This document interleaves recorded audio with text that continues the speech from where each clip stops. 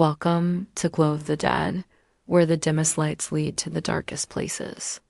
Public restrooms are meant to be a place of relief, but what happens when something else is waiting on the other side of the stall? Tonight, you'll hear 5 terrifying true tales of fear, shadows, and silent eyes watching from beyond the pipes. From gas stations and mall corridors to forgotten roadside facilities. These aren't just stories, they're warnings. So lock the door behind you, check under the sink, and whatever you do, don't knock.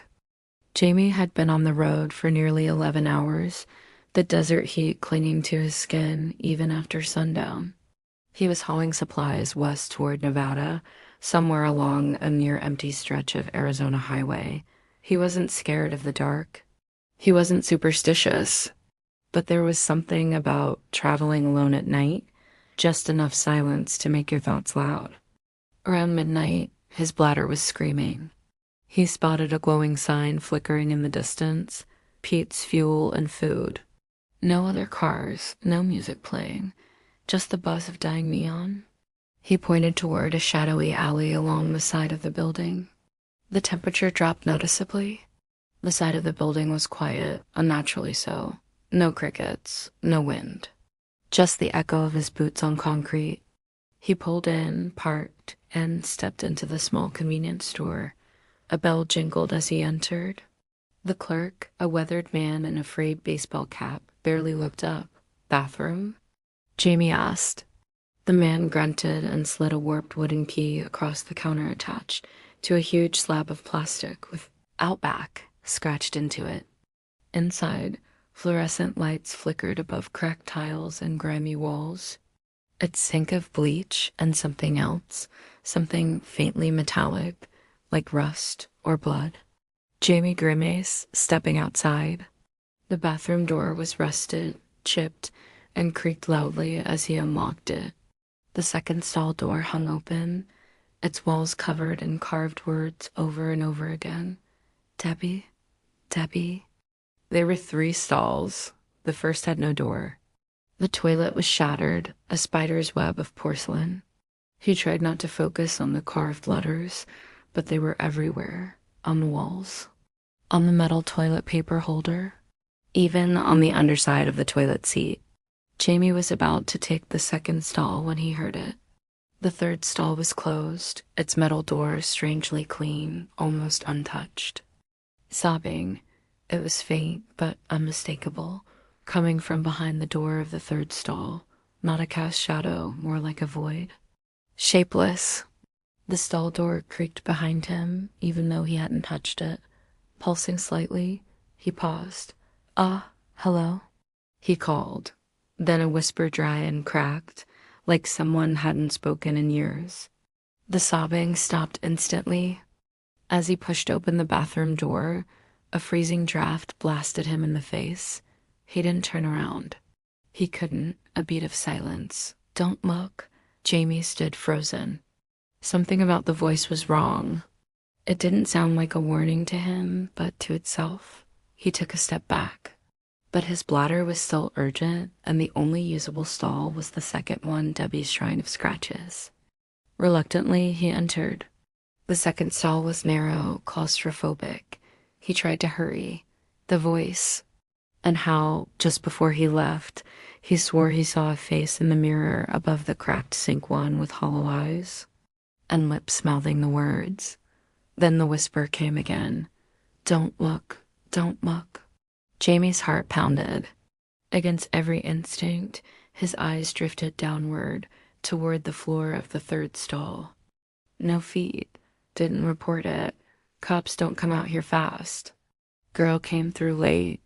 Said she heard someone crying in the last stall. That's the last we saw of her. Instead, a shadow. And then, a single pale hand slid silently into view beneath the divider. Long fingers, nails chipped and dark. Jamie bolted upright midstream, almost falling over. The light above flickered rapidly now, buzzing louder than before, and then click. The third stall door unlocked and creaked open. He didn't wait. He rushed out, hands still wet with sweat, pants half-zipped. Back inside the store, he slapped the key down on the counter.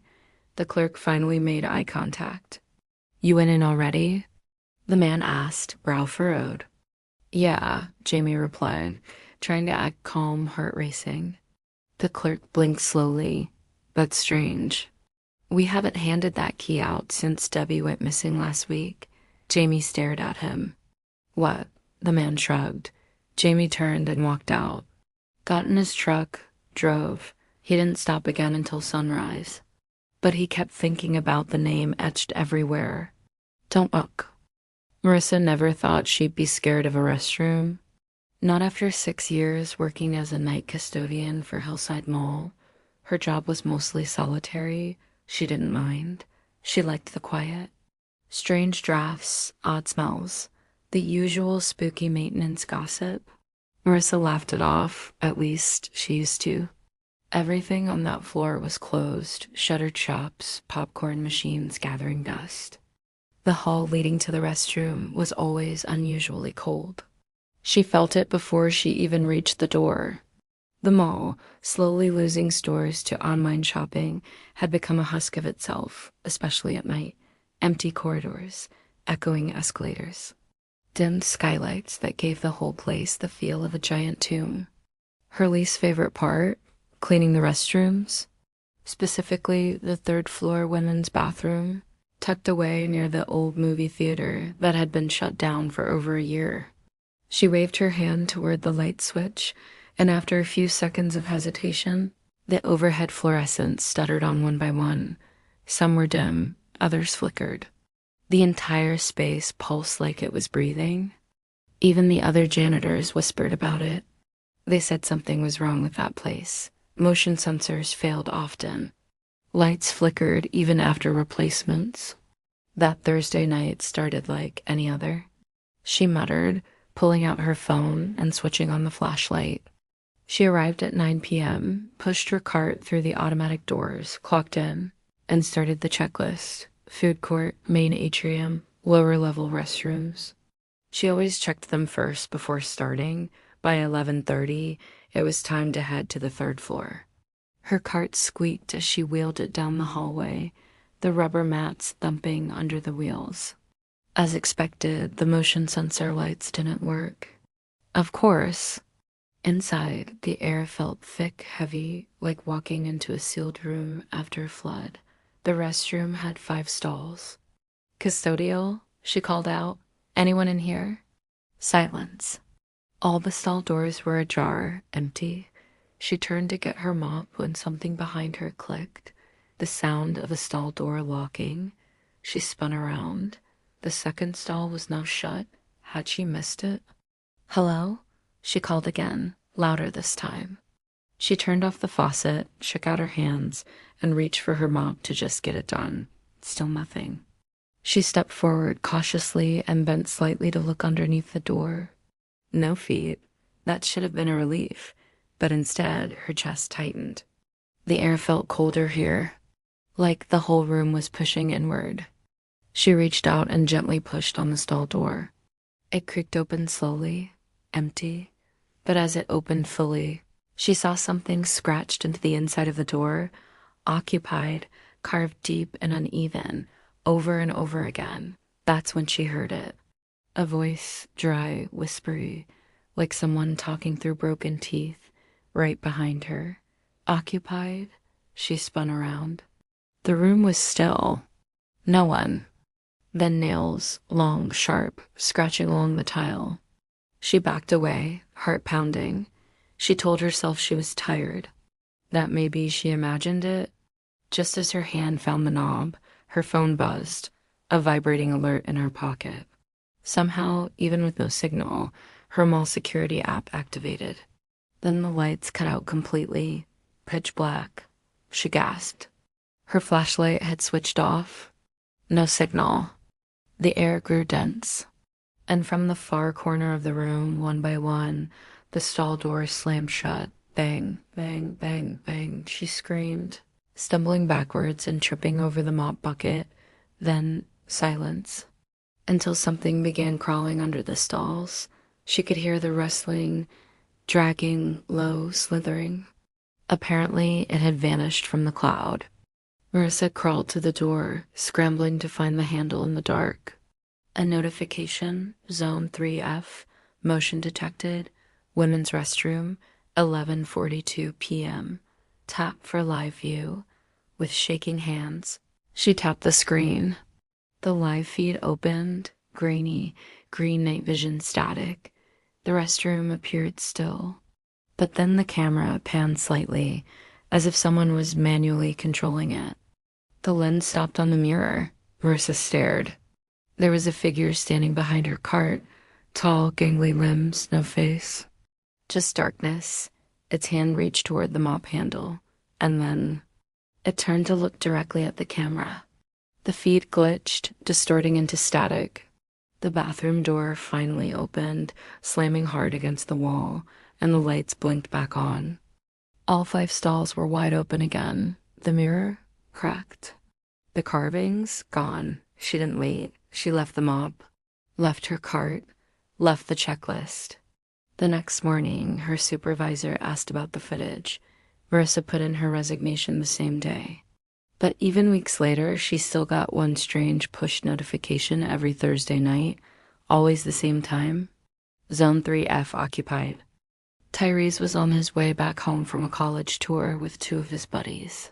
They were taking turns driving, cracking jokes, playing old-school R&B playlists, and living off fast food. The kind of road where you start to feel like the only car for miles. Towns got smaller, signs older. By the time they hit mile marker 218, the only place open was a 24-hour diner called Crystal's, glowing in flickering neon on the edge of a gas station lot. The trip had gone smooth until they hit Missouri. That part of the highway was long, flat, and lonely. "I gotta piss," Tyrese mumbled, climbing out of the passenger seat. The place had a nostalgic feel. Brown vinyl booths, fake wood paneling, laminated menus with photos that hadn't been updated since the 90s. A middle-aged waitress with tired eyes and a coffee-stained apron waved them in. Tyrese ordered fries and a soda, then asked for the bathroom. "Down that hall, past the freezer door," she said. "Push hard, block's tricky." A sign with peeling letters read "restroom" in faded red font. Across from it, a heavy metal freezer door stood shut with frost around the seal. The tile floor was yellowed and sticky in spots. The overhead fan groaned with a slow, dying rhythm. The hallway lights were dim. One bulb overhead buzzed like it was trying to die. Tyrese opened the bathroom door. It looked old, hand-installed, like someone had sawed a hole into the wall just to slap it on, then stopping. Then inhaling again. It was small. A single-person setup. Sink, toilet, mirror, all wedged into a box barely big enough to turn around in. A scraping sound like nails dragging across cement. "Yo," he said, trying to laugh it off. "Anyone down there?" He turned on the faucet. Typical old diner plumbing. He was just starting to wash up when something metallic clattered near his feet. The water gurgled out rusty for a few seconds, then cleared. It was the toilet paper holder snapped clean off and lying on the floor. He sighed, bent to pick it up, and that's when he noticed the vent under the sink. His back hit the bathroom door. He fumbled with the lock. It wouldn't budge. No matter how hard he turned, it stayed stuck. It was larger than usual, maybe 2 feet across, rusted at the corners, with a warped metal grate covering it. It was old, bolted on badly. With a yank, it cracked at the edges and came free. He gripped it like a shield. He might have ignored it if it hadn't been for the sound, breathing, low, wheezing, like someone exhaling slowly through their nose. Tyrese froze, hand still on the broken toilet paper holder. He took a step closer. The breathing stopped. He screamed and threw the mirror at the crawl space just as something began pulling itself out. But something moved behind the vent. Just enough to catch his eye, a flicker of pale motion. Then he saw them. Eyes. 2 round, milky white eyes, wide open, staring through the gaps in the grate. Tyrese jumped back so hard he knocked over the trash can. He looked down again. The vent was unscrewing itself. One, then tilted her head slightly, like she was listening. Two, three. He scanned the room for a weapon. His hands landed on the mirror above the sink. And for weeks afterward, he kept thinking about those eyes, not blinking, not human, and the quiet hiss when he denied it. 4 screws gone now, only one left. From the darkness of the crawl space, fingers emerged, long, gray, twitching slightly. And for God's sake, don't go alone. The final screw dropped. The grate clanked onto the tile. Used to be a storm shelter. Long time ago, back when the place was a gas station only. Someone got trapped in there during a fire. Never found the body. Just the smell. Tyrese didn't wait. A loud hiss echoed through the vent, not like pain, but frustration, like whatever it was. Missed its chance. The door suddenly unlocked on its own. He flung it open and ran back down the hallway, nearly colliding with the waitress. "You okay, hun?" she asked, grabbing his arm. "There's someone on the wall," he shouted, "behind the vent." She blinked. "Oh," she said. "You saw the crawl space?" He stared at her. "What the hell is in there?" She shrugged. Tyrese's jaw clenched. "You leave it open?" "No," she said softly. "But it opens itself, especially when someone travels alone." Tyrese didn't say another word. He grabbed his friends from their booth, told them to box up the food, and they drove off. He didn't sleep that night. Months later, he saw a post on Reddit. "Creepy bathroom experience at Crystal's Diner." First comment, "Don't respond to the breathing. Don't get close to the vent." He still carries a pocket knife now, not because he thinks it'll help, but because when the thing comes back, and he knows it will, he wants to at least put up a fight. Nico had driven this stretch of highway 95 dozens of times. He liked the desert, the open sky, the long, silent miles where you could think, but this trip was different. His head was heavy, the heat warped the air, and he was starting to nod off at the wheel. That was when he saw it, the glowing blue sign up ahead like a gift from the gods. State rest area, 1 mile. No gas station. Just a small paved parking lot with a public restroom and a handful of vending machines standing like forgotten relics in the dark. Harsh fluorescent lights flickered overhead, the kind that gave off more buzzing than light. A trash can nearby was overflowing with snack wrappers and a single, half-buried baby doll, missing one arm. The lot was empty. No semis. No other travelers. The air was thick with desert dust and that faint electrical hum that seemed to come from nowhere. Just him and the sound of gravel crunching under his tires. He pulled in, parked, and stepped out into the hot, still night. The rest stop building was squat brick and beige, almost camouflaged in the sand.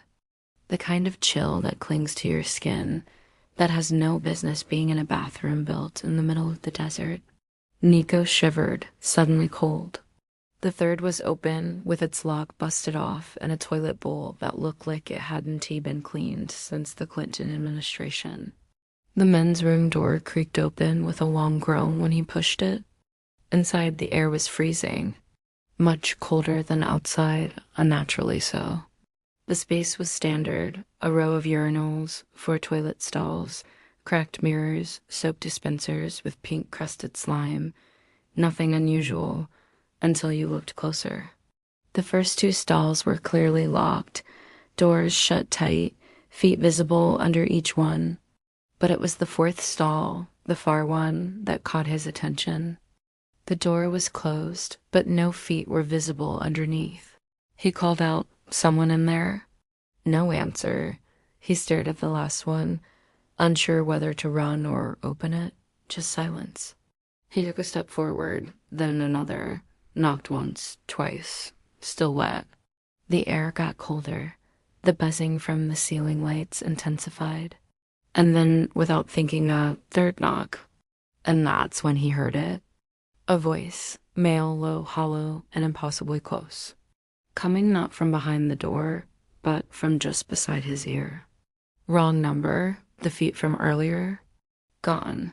Nico jumped back, heart hammering. No reflection, no light.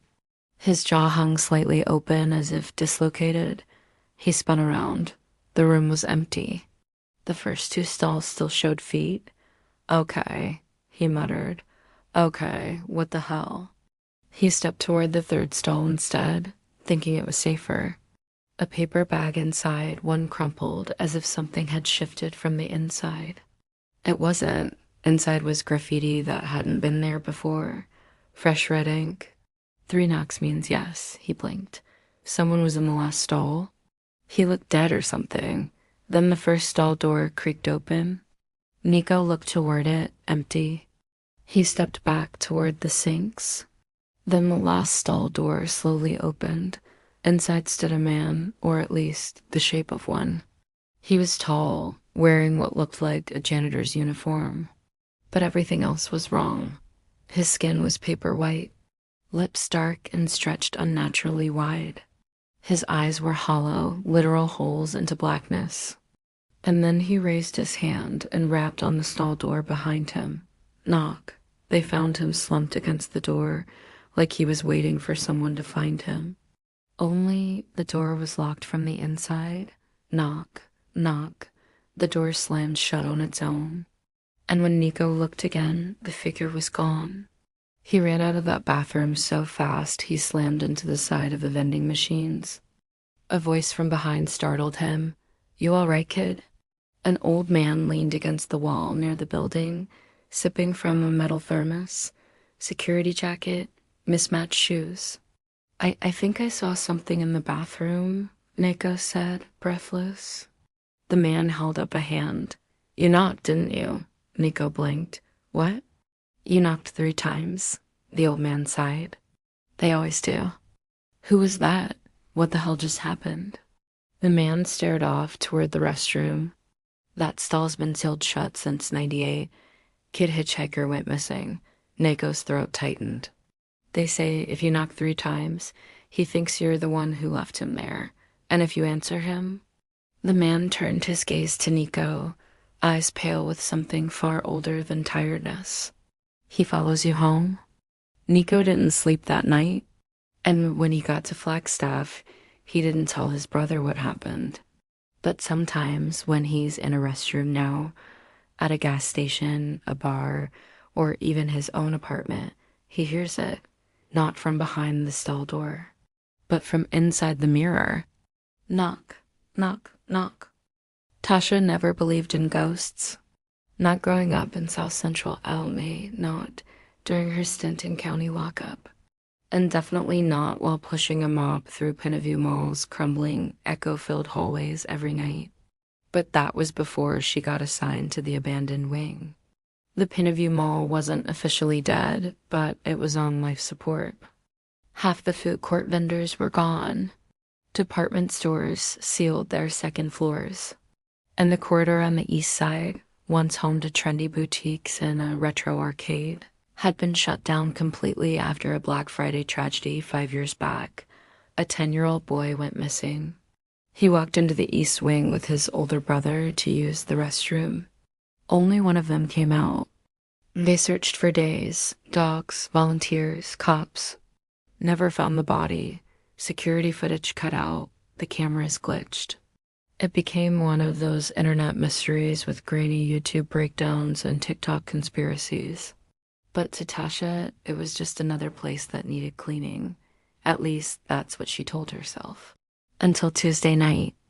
Every Tuesday, she was told to clean the restrooms in the sealed corridor. Normally, the mall locked the wing off.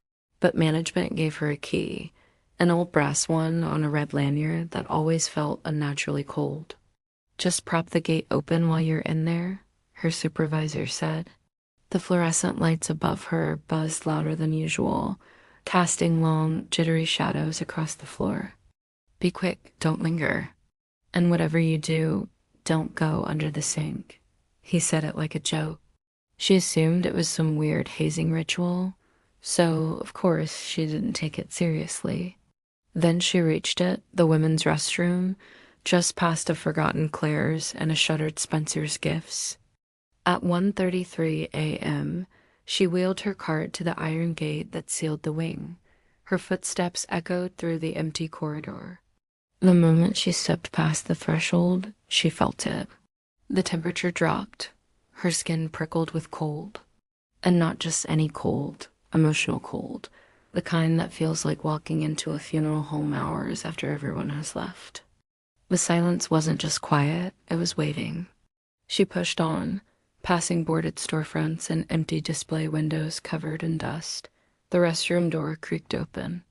Each print looked like it had been dragged, fingers sliding up toward the sink like a child had reached for help. Inside, the lights flickered violently. Every sound, her shoes, her keys, the mop's wheels, felt exaggerated, like the room was listening. She worked quickly, checked the stalls, emptied the trash, wiped down the dispensers. Then she turned toward the mirrors. She leaned in. That's when she noticed them. Small handprints, smeared in uneven patterns across the lower edge of the glass. Way too small to be from a grown adult. She froze. A deep ache pulsed behind her eyes. Something wasn't right. She turned the faucet on. It sputtered, then groaned, then ran, thick at first like syrup. And that's when she saw it, a movement, behind her. No, beneath her, under the sink. The skin looked waxy, wet, wrinkled like it had been submerged for days. She knelt down slowly, opened the vanity doors, and found nothing. Its eyes were pure black, no iris, no white, just void. Its lips parted into a trembling smile, revealing a dark, yawning hole. No teeth, no tongue, just nothingness, just darkness. But as she stared, her eyes adjusted and something inside moved. It wasn't quick, it wasn't jumpy, it was slow. Two pale, bony hands crept forward from the shadows, bracing themselves against the cabinet's inside walls. Then, upside down, a face slid into view. Her breath came in shallow bursts. The mirror above the sink now showed nothing. No reflection. The creature's head tilted at an unnatural angle, neck limp, as if broken, and it spoke. That's why no one lasts long on Tuesdays, not in words, insurance, ritual, who knows. But once you've seen it, it doesn't stay there. But in a gurgle, like something trying to mimic speech underwater, Tasha gasped and slammed the cabinet shut. She stumbled back, knocking over the mop bucket, bleach splashing across the tiles. And worse, the handprints were gone. Back in the break room, she couldn't stop shaking. Her supervisor, Greg, was eating instant noodles like it was any other night. She told him what happened, all of it. He didn't even blink. You opened the cabinet, didn't you? She stared at him. I told you. Don't go under the sink. You knew something was in there? Everyone does, he said calmly. Then why make people clean it? Management. Tasha quit on the spot, but that wasn't the end. A week later, at home, she found water pooling beneath her bathroom sink. The pipes were dry. Plumber couldn't explain it. 2 nights after that, she heard scratching beneath the vanity. When she finally dared to open the cabinet, there were small, wet handprints across the baseboards, and the mirror fogged on its own. Now, every mirror in her apartment is covered with sheets. She uses bottled water to brush her teeth, because whatever she woke up didn't stay behind. And sometimes, just before she falls asleep, she hears it gurgling, still smiling, still waiting. You made it through, but not all stories stay in the dark where they belong. And not all things beneath the sink are forgotten by those who saw them. If tonight's Tailies left a chill behind, like, comment, and subscribe to the channel, Glow of the Dead, for more shadows, secrets, and the kind of truths you only hear when it's far too late to run. We'll be waiting